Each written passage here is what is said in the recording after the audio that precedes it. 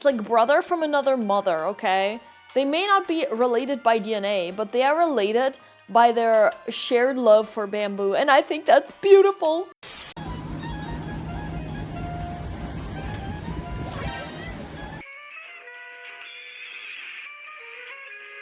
Red pandas are the paralysis demon of depression, and the first thing it sees after hearing boss music. The red panda is the cutest thing alive that will take the lives of other animals. But it's so cute! There's lots of cute predator animals, right? We'll get into that. Red pandas are so cute that off instinct I almost don't trust them. They're built like a deliberate distraction from what?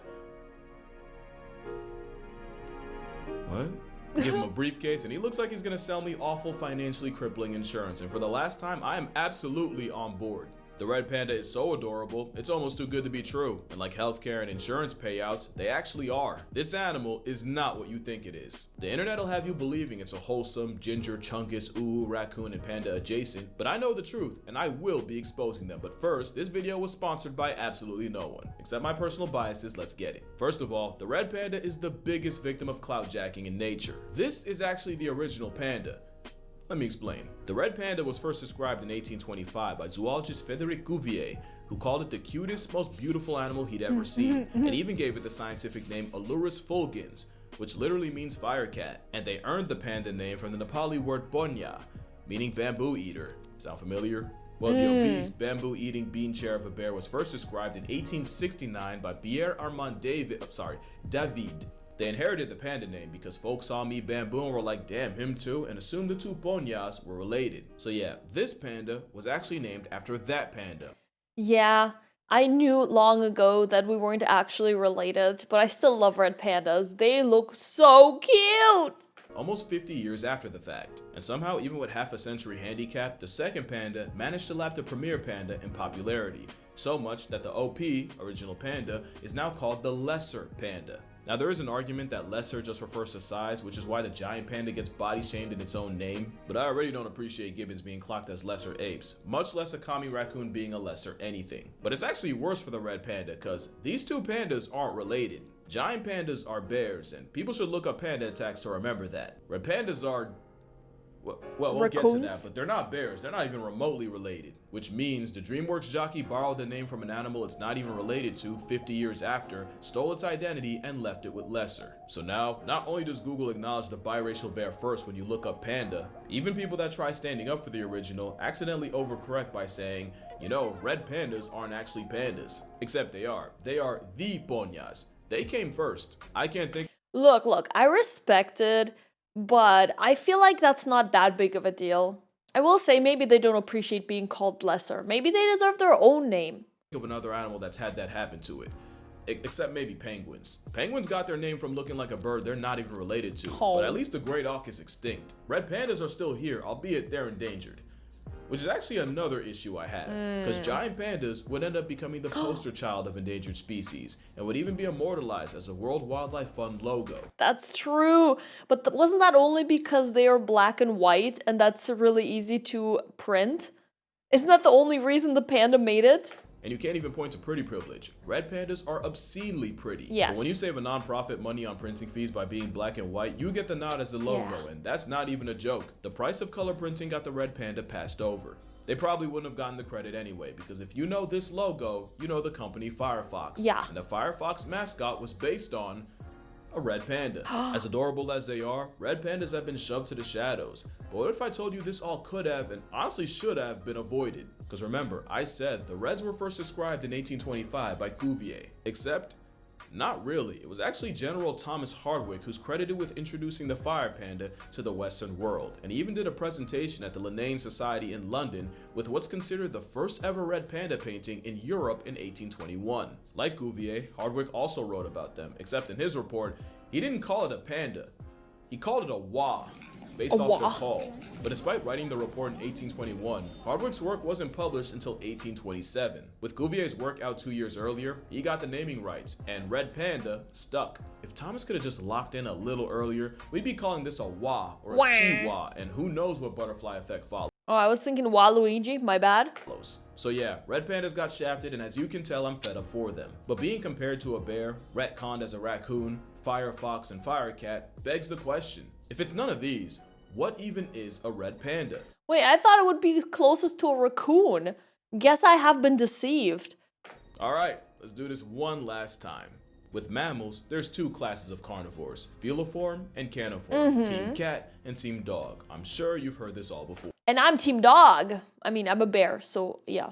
And caniformia is made up of dogs of all kinds, including steroid solo dogs, sea dogs, stink dogs, shiesty dogs, and dogs with a Napoleon complex. It was the bear family of Ursidae and the raccoon family of Procyon that split custody, as early scientists classified the red panda as part of one or the other. But DNA research determined that the wa was more like a what and was placed in its own family of Aluridae, of which it's the only surviving member. However, further DNA studies as early as 20 years ago put the red panda under the Mustelidoidea superfamily umbrella. And if that's confusing, mustelids are the family of miniature caniform crashouts and weasel rage we all know and love. Hey, look, that's Stoffel. Mustelidoidea is the superfamily that holds the mustelids, skunks, raccoons, raccoon equivalents, and now the red panda. So while their closest cousins are these guys, the red panda is more like a living fossil that diverged from the other caniforms pretty early on, so it's more like they're their own thing. And while the ones we know are the last man standing, the red panda party used to be packed. For example, Samosaion bataleri was an alurid about the size of a cougar that would have had jaws on the level of a hyena. That would have been an American problem. But today, we're left with a much cuter version, which actually has two species, the Chinese and the Himalayan red panda, and if you can't tell them apart, neither could science.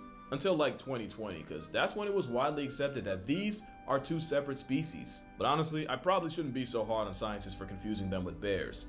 It's not like the Reds made it easy. Obviously, both bonyas are absolute slurs for bamboo. But what was really confusing was both managed to evolve the same false thumb, a pseudo thumb whose purpose is to help them grip bamboo. Reminder, they're not related, but with the same thumb emerging, same tests, same answers means evolution's converging.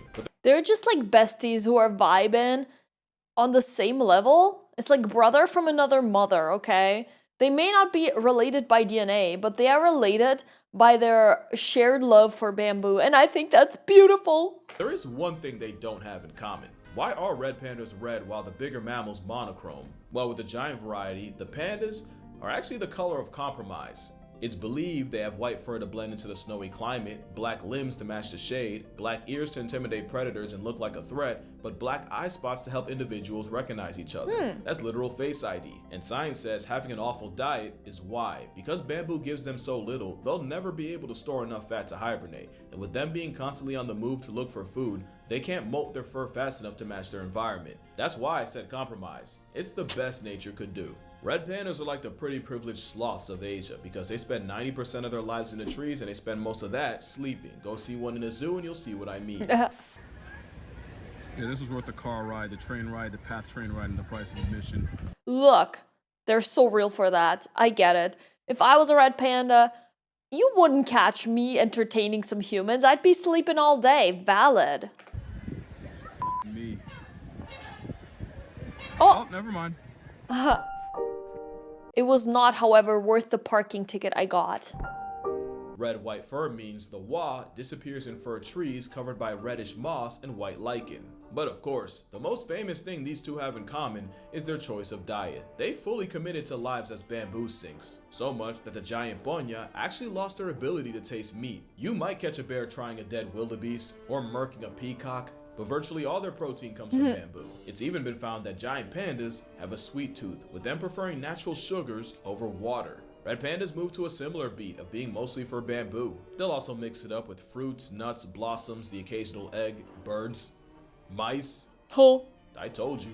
But red pandas also have a sweet tooth, and it's believed they're the only non-primate mammal able to taste artificial sweeteners, with the was showing a preference for fake sugar like sucralose and aspartame, which makes the sugar fox the only mammal without thumbs that can appreciate NutraSweet and Splenda. Hi guys. If you're enjoying this video, don't forget to like and subscribe. Thank you. The last thing they have in common might not seem that special, but it is to me. Red pandas being pregnant for an average of 130 days might not seem like a lot, until you realize cats their size carry kittens for just over 60. And it's because, like giant pandas, red pandas experience delayed implantation, which basically means they can procrastinate pregnancy by having the fertilized embryo just float around before implanting. I didn't know this was a thing. They're like, man, I'm really not in the mood for pregnancy right now. I'll give it a couple months and then we can put it in, you know? Smart. Means red pandas can put pregnancy on pause and wait till the best possible condition to have kids. Sometimes it takes 90 days, sometimes over 5 months. Both pandas can do this, but to be fair, so can a lot of mammals, like over 100. What? Red pandas have anywhere from 1 to 4 cubs, each the size of a stick of butter, and each managing to be cuter than the original. They shadow Mama Ponya for about a year, learning everything about how to panda. But by far, the absolute cutest thing about them is that at about 6 weeks, the ginger cubs reach what has scientifically been referred to as the crackhead phase. Oh. Many animals use play to sharpen the skills they'll need later in life, and precocious pandas will play with and pounce on anything, often their parents, in a period that has been called the popcorn phase. It's so sweet, I think I have diabetes. I don't care what y'all think or what it costs, I'll tank any consequences to have this in my house. Is what I would say if I didn't know the truth. Red pandas are not what you think they are. What? I was just enjoying the cute footage. Don't ruin it. I'm just gonna stop the video here. That's right. If not friend, why friend-shaped? How about I show you what adopting a ponya would do to your life? Because you'd end up hating both. Okay, adopting. We're not adopting wild animals. I meant more like looking at footage and enjoying it. Look, I have 2 cats, and they're already a handful. I'm not getting any more pets. The day you brought one home, you'd notice a major difference between a fire cat and an actual cat. As much as cats would hate to admit it, cats are social animals and actually appreciate affection. Red pandas are solitary and only really tolerate their own kind when they're making or raising babies. And as zookeepers will tell you, unless you're carrying food, a living plush toy will barely acknowledge you, in fact probably avoid you. The sick joke is, the animal that's friend-shaped is not friendly at all. And they also really hate being picked up. That's basically a threat. And while the red panda's first response to being threatened is adorable, their second choice is a lot less cute. The same semi-retractable claws for gripping trees would deliver one hell of an attitude adjustment the first time you try to play them for a pet. And the same jaws for crushing bamboo would easily make your hand see-through. Your house is their prison and solitary confinement is their mission, and they'll maul the goodwill out of you. And as is the case with a lot of wild animals, human-raised red pandas are way more aggressive and trigger-happy with their temper. Really? Also, their diet would bankrupt you, but it's the consequences of what they eat that would really be a problem. The red panda's poor diet means they can't digest most of it, so not only do they have to eat gluttonous amounts, what that means is red pandas can poop out their own body weight in waste in a week and can drop bamboo-laden bowel bombs up to 40 times a day. That is so funny. Now add that they constantly scent In the context of having it as a pet, I mean. Imagine you have a pet that is just a poop machine. I think my cat Darth Vader kind of is. I don't know why, but it feels like he poops often. Maybe it's just because I always get a notification from the toilet on my phone. It's like, oh, Darth Vader went to the toilet. Darth Vader went to the toilet. Like, bro, how often are you having to shit? What's going on? And before anyone gets worried, we did go to the vet with him recently, and he's absolutely fine. mark with urine, and your house would smell like a dog park in August. I almost forgot, red pandas sleep up to 17 hours a day, but are crepuscular, so the only times the panda would panda is when you're either getting ready to or trying to sleep. So you'd be dead broke, sleep deprived up to your collar and caca, and probably missing several fingers and possibly an eye. Not to mention, the rogue panda that's built for the cold and high altitude would lose its mind in your house, and their susceptibility to disease is something you'd never emotionally or financially recover from. But it probably wouldn't even get that far, because the other thing about bringing red pandas into your house, they will find a way out. That's a promise. Orangutans are definitely the animal that stresses out enclosure engineers the most, but a red-faced ringtail is a close second. The rabbit hole of red pandas breaking out is hilariously extensive, and also why you could not keep these bastards in Planet Zoo. I challenge you to Google red panda escapes, click news, and marvel at how many times a literal Harry Houdini has humbled humanity. I'm gonna go through some of my favorites.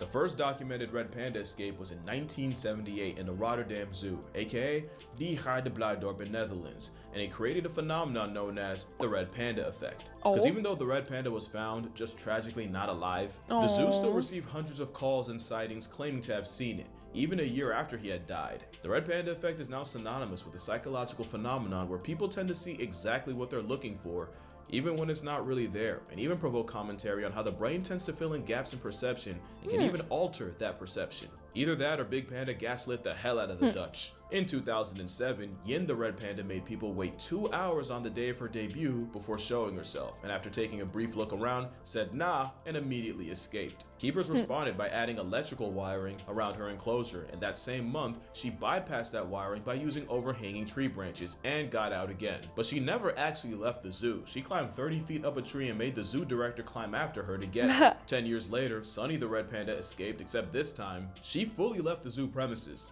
and was never seen again, which is crazy because no one clocked a red panda in Virginia yet. She achieved freedom. Good for her. Somehow, after a bloodhound search, bamboo traps, drones, and a several-year manhunt, Sunny's still a ghost, and the reason why? Well, the prevailing theory is that she got fed up with the constant amorous advances from a male named Thomas, and eventually Andy deframed herself from him. It wouldn't be the last time, because in 2023 in Poland, Ponzu the red panda broke out and would scale the highest tree he could find to get away from his overly going mate Maja. In December 2015, in the Hangzhou Zoo, a branch broke in the panda cage under the weight of snow, and the 3 reds inside climbed it and escaped. 2 were immediately caught and returned, but the 3rd remained a fugitive for 242 days. Whoa. And after 8 months of wondering where he was or if he was even still alive, he was eventually discovered in August of the next year, chilling in a tree not far from the zoo, and that's when his life on the lam came to an end. But the most famous red panda runaway was probably Rusty. Rusty the red panda was living in the Smithsonian Zoo, and one morning in June 2013, staff returned to the enclosure to find it short exactly 1 Rusty. This led to a full-on manhunt, as keepers feared that an animal that cute unsupervised in Washington, D.C. was surely kidnapped. They took it to Twitter, and Rusty broke the internet in a way you just had to be there for. It was an entire day where the world was on Panda Watch. Eventually, the internet did what it does, with even politicians on opposite sides getting involved, and Rusty's day off ended when he was found in the Adams Morgan neighborhood and brought back to the zoo. And while the best guess is branches weighed down by rain is how he escaped, zoo officials still aren't 100% sure how Rusty did it, and even brought in a team of zoo experts, basically the Avengers of animal handlers, to investigate, because he wasn't going to tell them, and neither was his roommate Shama, who he was brought in to mate with and hopefully have kids with. Oh, this guy. If you wanted an update, Rusty continued living in DC, and in 2014 was transferred to the Smithsonian Conservation Biology Institute with Shama, who he apparently warmed up to and had cubs with, until he was transferred to the Pueblo Zoo in Colorado in 2019. Where he tragically and unexpectedly passed away in 2021, but not before adding to his legacy by having twins with another panda. R.I.P. Rusty. You got around in every possible way. The irony of red pandas constantly breaking out of zoos is we might not be far from a reality where zoos are the only place we can see them. The reason I made a big deal about the panda thing in the beginning isn't because I have beef with a bamboo bear. I've actually defended them on this channel. But while giant pandas have become the nepo babies of conservation and the face of endangered species, the giant panda has actually been off the endangered species list for about a decade. Meanwhile, the population of red pandas is estimated to be less than 10,000, and the word estimate's doing some heavy lifting. Some experts fear the real number's closer to less than a quarter of that. Whoa. Red pandas still have a lot of things threatening their existence, like cheese. The mass production of local cheese popular with tourists and the ever-growing herds of livestock needed to fuel it has been a disaster for many of the red pandas living in Nepal, as a switch from forest to grasslands for grazing is like the worst form of gentrification. Pandas getting outcompeted by chori isn't the only problem. The same dogs used for herding can also end up mauling the endangered ponya, and that's on top of spreading diseases that can pack up the entire red panda population, with canine distemper being one of the worst. And like I said, you can't get away with being that cute without humanity trying to traffic you. There's other threats too, but deforestation, dogs, and degeneracy from humans are the main things pushing the red panda to past tense. So now that I've surely ruined the vibe and possibly your day, what can you do? One way is, if you're going to be a tourist in Nepal, do it in a way that's sustainable and using an organization like Red Panda Network to help book eco-friendly panda-approved trips. Another way is by talking about it. The power of Yap is boundless. Spread the Red Panda propaganda. And I'm not saying they have to, but if we could get the WWF to change their logo, that'd be dope. Let's go WWF, do it! You can make them black and white. Everyone would still recognize them, I think. Speaking of RPN, the easiest way would be by supporting Red Panda Network. Yo, it said you can adopt one. I'm so in. Let me check it out. Either by donating, which I'll be doing, and if you'd like to as well, I'll leave the link in the description. Hell yeah. Or even adopting a panda, the unproblematic way. Or you could volunteer, which, now there's an idea for a video. But that's gonna do it for this video. Drink water, hug your mother, touch grass, hug your father. Never stop talking about the original panda. Hell you yeah. have my permission to be annoying about it. And I'ma see y'all in the next one. Let's go. That was great. I learned a lot about them. I kind of already guessed that they would be terrible pets, so it wasn't too disappointing for me. I would have never wanted it as a pet anyways. I think they're quite lovely. I'll definitely be checking out the website that he mentioned. And I hope you guys enjoyed this video. I'll see you guys for the next one. Bye-bye.